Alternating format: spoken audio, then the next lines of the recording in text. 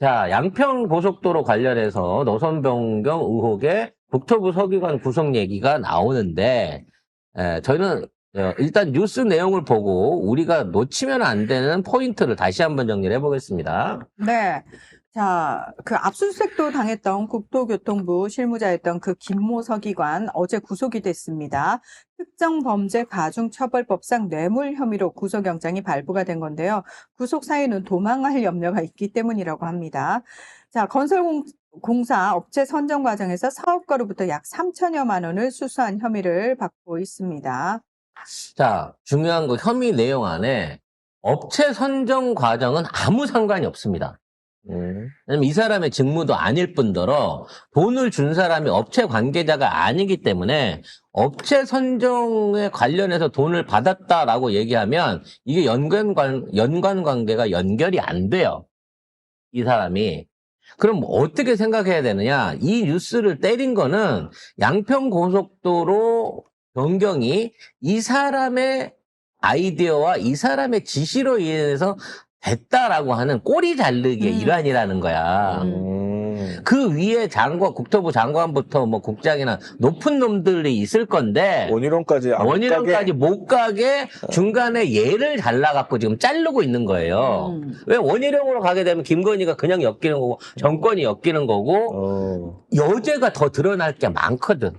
네가 혼자 들어갔다 와. 도로만 돌렸겠냐고. 철도도 돌리고 뭐 교량도 돌리고. 그러면은 꼬리 자르게 하려고 일부러 집에다가 수백만 원 놔뒀을 수도 있잖아요. 뭐 그것도 가능하죠. 헐. 근데 이거는 그래서 의혹을 제기하는 게 얘가 대가리가 아니에요. 얘가 시작점이 돼야 됩니다.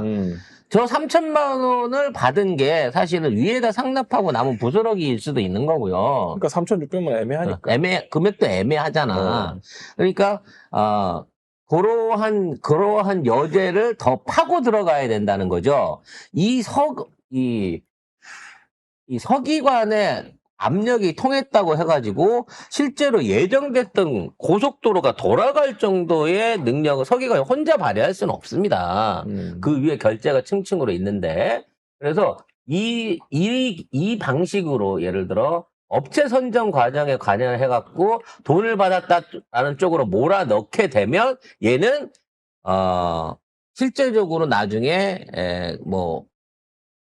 과징금 정도 맞는 걸로 해갖고 약하게 빠져나올 수 있는 정도의 죄인 거고 이거는 웃대가리 차원에서 정권적인 차원에서 애초부터 국토부가 작정을 하고 인수위 시절부터 이 도로를 돌리기 위해서 일을 진행을 했고 일을 진행하는 과정 중에 중간에 돈을 받은 사람 중에 하나일 뿐이라는 거죠. 그러니까 업체 선정을 했고 업체 선정으로 돈을 받았다가 아니라 근본적으로 이거를 휘라고 명령하고 결제하고 지시했던 사람이 누구냐까지 올라가야 원인을 파야 일단 국토부에 대한 게 나오는 거고 지금 이제 국토부 내부 안에서도 이것뿐만 아니라 예를 들어 국가 소유 땅들을 싸게 내다 팔았다든지 또는 보석 처리라든지 이런 것들에 대한 사전 정보를 흘려줬다든지 왜냐면 국토부 자체가 이제 우리나라 부동산이나 이런 도로 계획이라든지 SOC 사업에 대한 것들을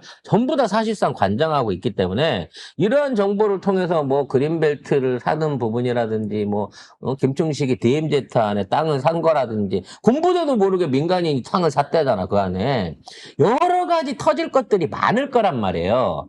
그래서 그거를 끊어내기 위해서 이걸로 갖고 환기를 시키려고 할 수 있으니까 지속적으로 계속 파야 됩니다. 근데 이 서기관은 3천만 원 넘었잖아요. 수수 금액이. 특가법상 요거는 3년 이상입니다. 최저가 3년이에요. 그래서 그 조직 안에는 그런 놈들 많이 있습니다. 네가 대신에 다 안고 가갖고 하면 너 연금 못 받고 이런 것들은 주변에 딴 놈들, 살아남은 놈들이 거출해갖고 땜빵해주는 경우, 이런 경우들이 생기거든요. 대대적으로 감사를 해야 됩니다. 국토부 관련해갖고는. 그래서 이 정권하고 국토부가 또는 그 이전부터 김건희 일가하고 얼마나 많은 투기가 일어나는 것을 방조했는지 반드시 확인할 필요가 있다라고 저는 생각을 합니다. 혼자 3년 다 갖고 들어간다고요? 지가 그러려고 한다고. 그러는 걸로 끝내려고 할지 모르니까 그러면 더 세게 때려야지. 특검은 감사원하고 힘을 합쳐갖고 지금 여기에 대한 것들을 다 수사로 확대를 시켜야 됩니다. 지금 기재부의 차관 밑에 있는 1급 서기관 6명이 동시에 다 사표를 던졌어요. 사상 초유의 일입니다. 이것들은 미리 센 거예요. 이게 무슨 지금 기재부 분리 정책이라든지 이런 쪽에 있어서의 정책에 대한 불만으로 해갖고 집단 사표를 던진 게 아니라 얘네들이 미리 트고 있는 겁니다. 1급 서기관들이. 미리 트고 있다고요? 네, 미리 꼬리 자르기 하고 튀고 있는 거예요. 그래서 경제 비상이나 어쩌냐 하는데 이놈들이 그동안 윤석열 정부하고 90조가 넘는 돈을 빼돌려가지고 나라 부채로 보이지 않는 부채로 숨겨놨던 거고 그 과정 중에 다 관여해가지고 다 일을 저질렀을 놈들이야. 근데 사표 쓰고 그만뒀다 그래갖고 그래 잘 가 하고 퇴직금 주고 끝내라고. 이 사표 반려시키거나 처리하지 않은 상태에서 기재부가 어떻게 해서 예산을 방만하게 썼는지 90조 원이라는 엄청난 돈이 왜 장부에도 기록되지 않은 상태로 숨어있는 부채로 윤석열 정권 안에서 만들어졌는지 그동안 반만하게 써갖고 나라빚 190조 늘린 거는 차외로 두고 지금 숨겨져 있는 숨은 부채 그냥 공기업이나 이런 쪽에다 감춰놨던 이런 연기금에서까지 빌려갖고 훔쳐왔던 그 돈들이 지금 다 적나라하게 드러나고 있는 거예요. 그 짓거리를 했던 1급 서기관들이 사표 쓰고 그만뒀다고 해갖고 이게 무슨 정권에 대한 또는 행정부에 대한 저항이다? 그런 뉘앙스로 보면 안 돼요. 아니 근데 구윤철 기재부 장관이 7명 전원으로부터 1급 공직자 7명 전원으로부터 사표를 받았는데 새 정부가 들어선 후 조직 쇄신 차원이다. 부총리부터 1급 사이에 공감대가 있었다. 이렇게 얘기를 했거든요. 일단은 새 사람을 심어 놔야 앞으로 정책에 관련된 것들이 잘 흘러갈 수도 있겠지만 이미 얘네들이 그 높은 자리에서 누리고 있던 지위를 스스로 합의해갖고 자 우리 합의되고 다 그냥 나가겠습니다. 하진 않았을 거예요. 후속 조치로 반드시 그 책임을 물어야 됩니다. 왜냐면 얘네들이 나라 돈을 다 결정해갖고 썼어요. 실무자들이에요. 말도 안 되는 특활비 빼주고 저기 해외 직원 ODA 빼주고 없는 돈은 국민들은 다 지금 허리띠를 졸라매가면서 최악의 경제 상황을 견디고 있을 때 윤석열 하고 싶은 거 너 맘대로 하고 펑펑 다 돈을 대준 거예요. 코인 빚 갚아준 거부터 시작해갖고 미분양 아파트 팔아준 거부터 시작해갖고 온갖 종류의 돈들을 윤석열 말도 안 되는 공약 사업에 쓰라고 얘네들이 다 만들어서 제공해 준 겁니다. 이거 100% 감사해야 돼요. 얘들은 밝혀지지만 않았을 뿐 사실상 확신범입니다.